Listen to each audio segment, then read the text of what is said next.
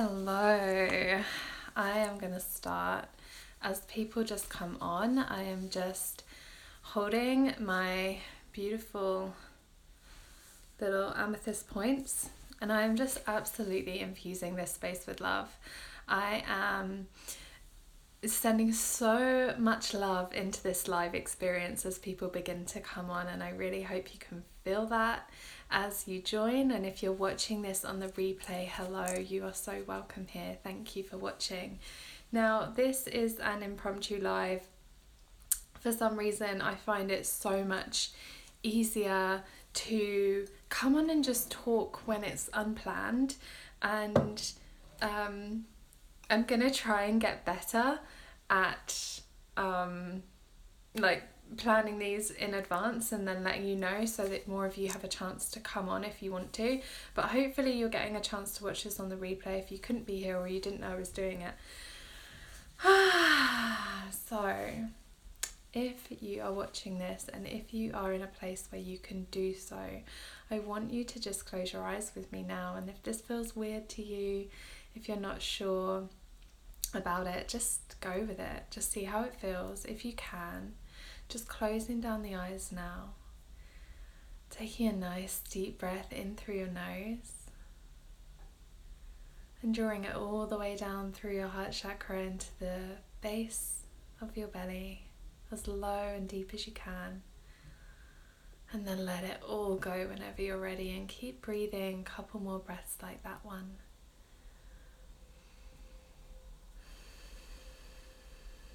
And I am sending waves of loving light to you and to this space, whether you're watching this in real time or not, doesn't matter. See if you can feel that.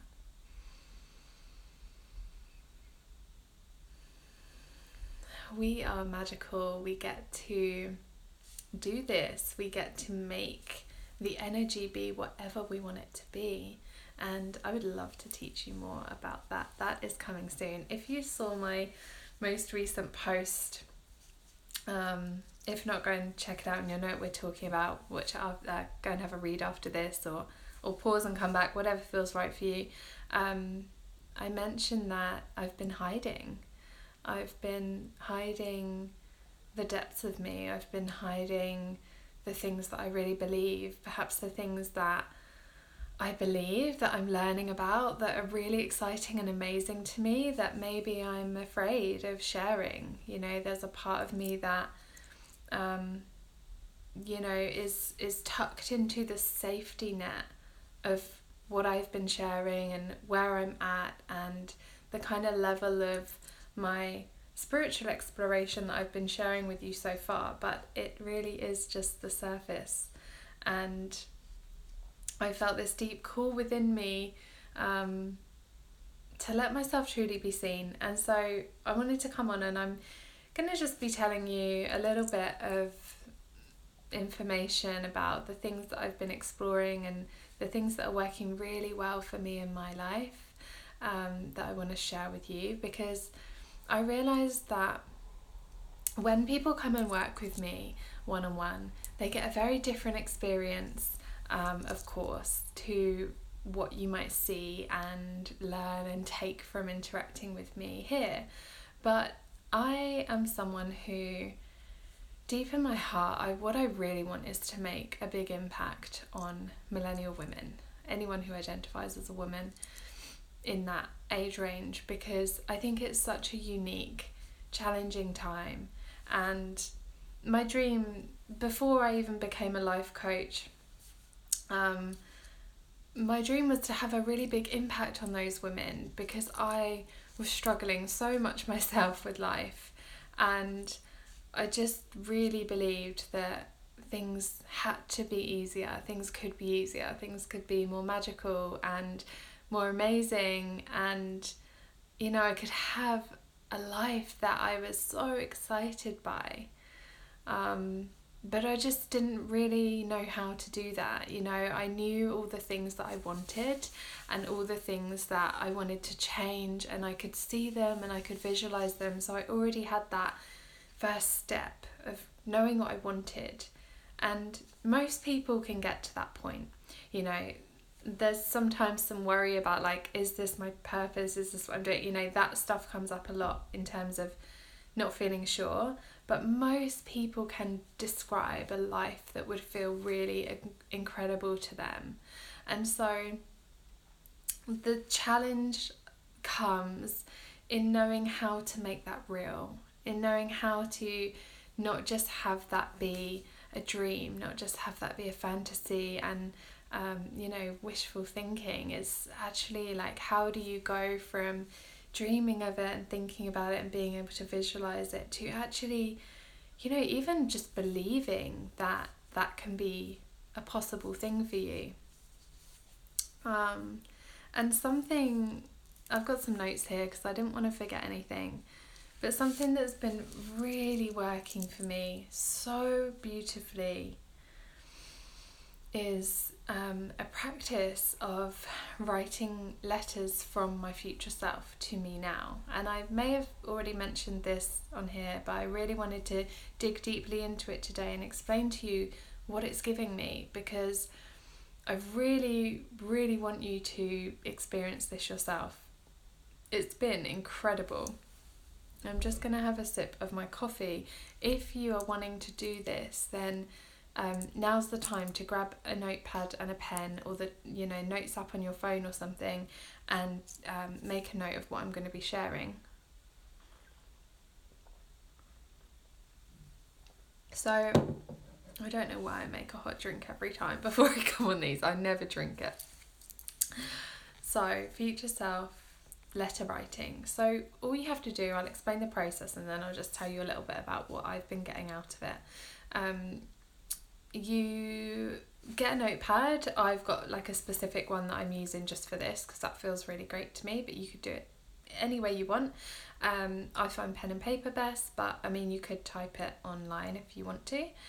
And all you do is you close your eyes just for a few seconds and you get yourself into the energy of like how far in the future you're travelling to. And this is not a mental exercise, you know, this is not a thinking, logical, rational thing. It's a feeling. So you can just kind of close your eyes and just sense, try and see if you can sense, how far in the future is it? How far in the future is it that your future self has messages for you that could help you now?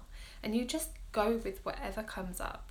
This is the way we start healing the wounding of living in a world that, you know, really massively values thinking and the mental thoughts and external. This is how we start to heal it, by just practicing using different skills. So this is a really good part of this process as well, is just intuiting, you know, how far in the future it is that you're wanting to connect with. So when I did this, I got 5 years in the future. So I'll be 35 years old. It will be nearly 2025. I really had to think then. It's so weird that it's going to change to 2020. Whole new decade. How exciting, hey? Anyway, so it would be 2025. I'll be 35 years old, and I was in the energy of my business being in a really different place to what it is now. You know, impacting more people, having a greater impact on women, having a bigger audience, having this stuff touch more women, because that's what I really, really want. And so I just started to write, and I wrote the date at the top, made sure I put it at 2025, and started writing to my present self. And some stuff came out that I didn't actually know that was going to come out. I feel like I must know it on some level because I managed to write it down, but I didn't. Me right now in this timeline, this present reality, I didn't know some of the things that came out in that letter.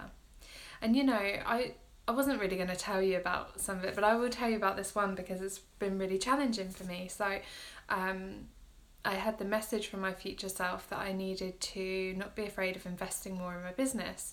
And that's super scary and hard to present me, because I've already invested a lot into my business. I've done multiple training and websites and systems and all sorts of things that cost money. Of course, when you start a business, it's expensive. And so the idea to my current self of investing even more into my business just felt really uncomfortable for me. And I've really had to sit with it for a little bit of time and get my head around it. But one of the most beautiful things that that's given me is a sense of the fact that actually I already know what I need to do. It's just that if I'm only looking at it from my present perspective, then I end up avoiding things that deep down I know I should do because they're scary to my current present self. So the idea of spending another, 2, 3, 5k on my business is pretty terrifying right now. But from the perspective of future me, 5 years in the future, who can see from a different perspective and is considering things at a different perspective, can see that 3k right now might feel like a lot of money, but then in 5 years time, it might be the best 3k I ever spent, and 3k might not feel like so much money anymore at that point. And so what it's doing for me, this process, and that was just one example so you can understand what I'm that some of the things that are coming through for me, but there was others as well that felt the same. And I realized what it's giving me is it's giving me permission to start being that woman 5 years in the future now. I can start thinking like she does, and I can start taking action in the way that she does. And by doing that, not only do I give myself more confidence and less fear, but I actually take off the blinkers that my current reality self has on because of fear. So I get to just start being her, and it's really fun and kind of scary still, but every time I feel that fear, I let myself anchor into the other side of fear, which is trust. And this is something else I wanted to talk to you about, and it's kind of going off on a, not in the order that I wrote it down in, but that's cool. So we'll just go there now. So the idea, something I've been playing with as an idea at the moment, has been the fact that, say, we'll take fear and trust as the example. Fear and trust I used to think of as opposites. I used to think that fear was on one side and trust was on the other, and they were separate things. And what I've come to realise recently, just through my own experiences, through journaling, through, inner reflection time, meditation, just spending time kind of with my internal self, I've realised that actually they're not two separate things. They are two halves of a whole. So you can't have one, they're linked, they're interlinked, they're not two separate things, they're not opposites, they are almost two extremes on one line. So you can think about it almost like a temperature gauge. Hot is at one end, cold is at the other, but essentially they're both just temperatures on one line. And that's been really helping me to think, because when I'm feeling fear, what that's given me is the idea that I actually, in that moment of feeling fear, I have access to trust, because they're the same thing. They're the same thing, but just different ends of that line of the same thing. And just that idea, a lot of the time people will say to me, okay, so I understand that now, that makes sense logically, but how do I actually implement that in my life? And I truly believe that I believe in implementation, I believe in action. I'm a coach, it's what we do. We help people take action that they may not have taken before. But with something like this, I really feel that for me personally, just knowing it has been helpful, because it's just that check-in with myself and that little reminder. If I'm feeling fear, I just remember, oh yeah, fear is actually just on one side of trust, and how could I just lean slightly more into the trust at the moment? And that's all I need to do to just feel better, to get me through that moment of fear. Because of course fear like comes and goes, doesn't it? You're not living in a constant state of fear. And I just use that to remind myself in those moments that I can lean back into trust. And you can do this with anything, anything at all. So anytime you're feeling something that you don't want to feel, try and have a think, like, what is its other end of the spectrum? And can you lean into that just a tiny little bit more? Even if you're going like 2 degrees rather than the whole way, it will just help you to just think about it differently. So I'm really glad I spoke about that. I wanted to just go back on the future self because there was a second thing that I've learned from this process that's been really helpful for me. So the second thing was that, and this was really unexpected, as was the first one, I have been so much more compassionate to my past self. So although I've only been writing letters from my future self to present me, the impact it's had is that I actually feel a lot more compassionate and loving and supportive of the past version of myself, because when I'm writing from future me, when I'm writing from 35-year-old me, I have so much compassion for me now. When I write these letters, I tell present me how much I love her, what a great job she's doing, and I have so much compassion for her. And so because I've got into that idea of having compassion for myself in this different way, I realised that right now I am future me to the girl 5 years ago, to the 25-year-old who, didn't know what she was doing, was stuck in a job that she didn't like, was in the wrong relationships, was buffering with alcohol, food, everything, partying, all that.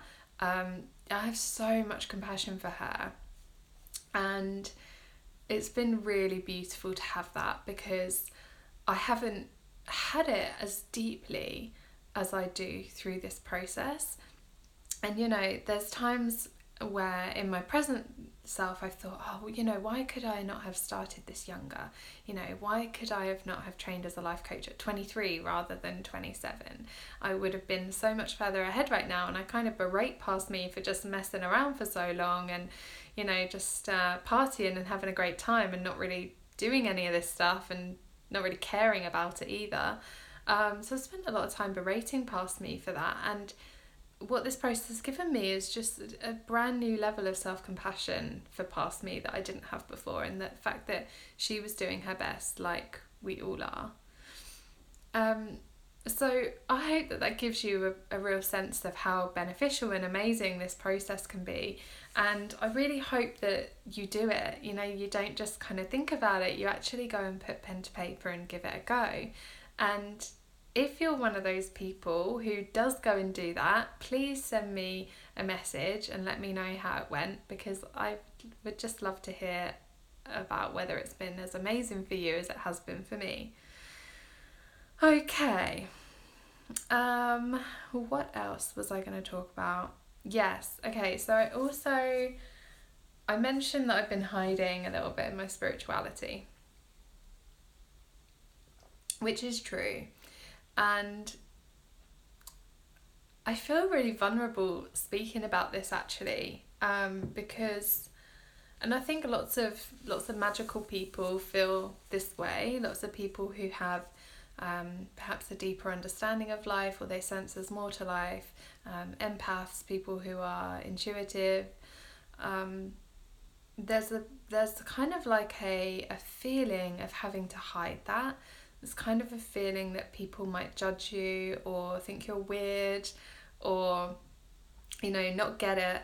And, most of my friends and family know I run a business. Lots of them follow me on social media. So, I'm kind of fine with sharing this stuff with people who are following me for inspiration and, are interested in this kind of world. There's lots of people who are following me because they feel this cool and that they're magical people too.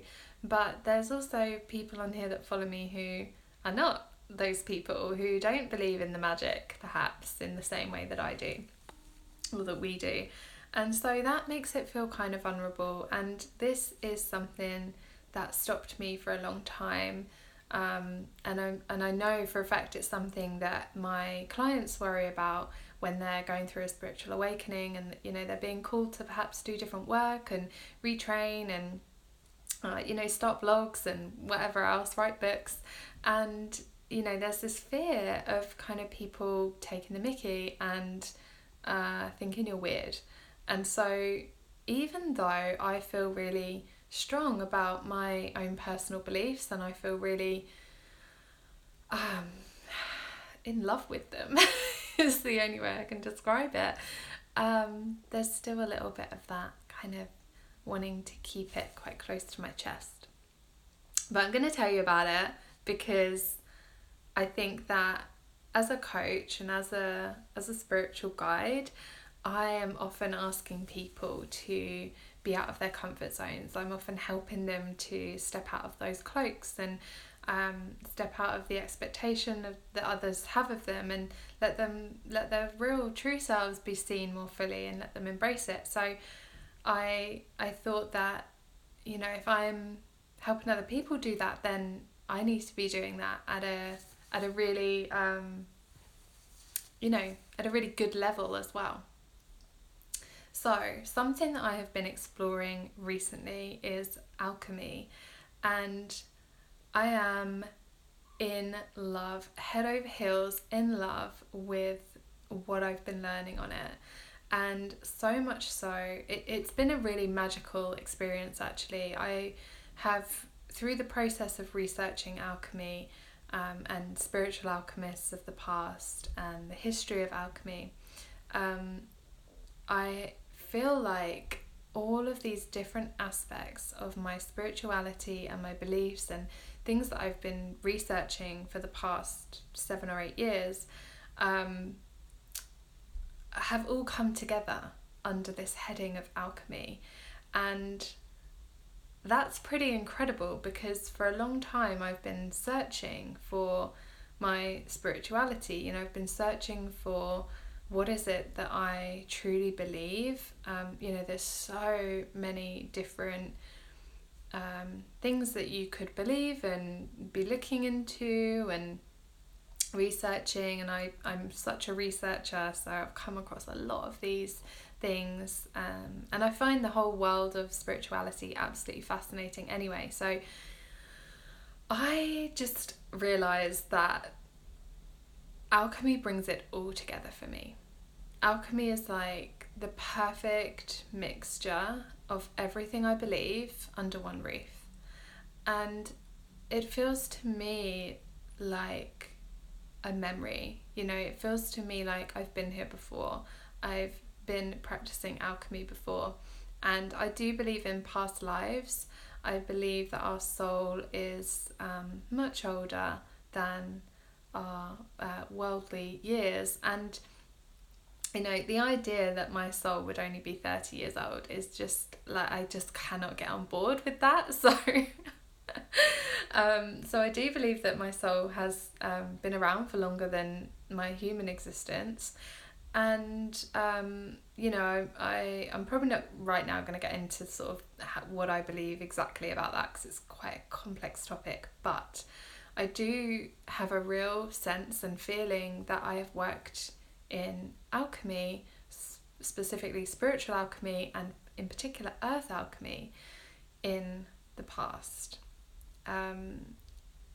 And maybe you've never had this before, but when something clicks like that, it's almost like if you can imagine all like cogs and machinery, and it's all like moving and moving and moving, and then all of a sudden everything slots perfectly into place and it all makes sense.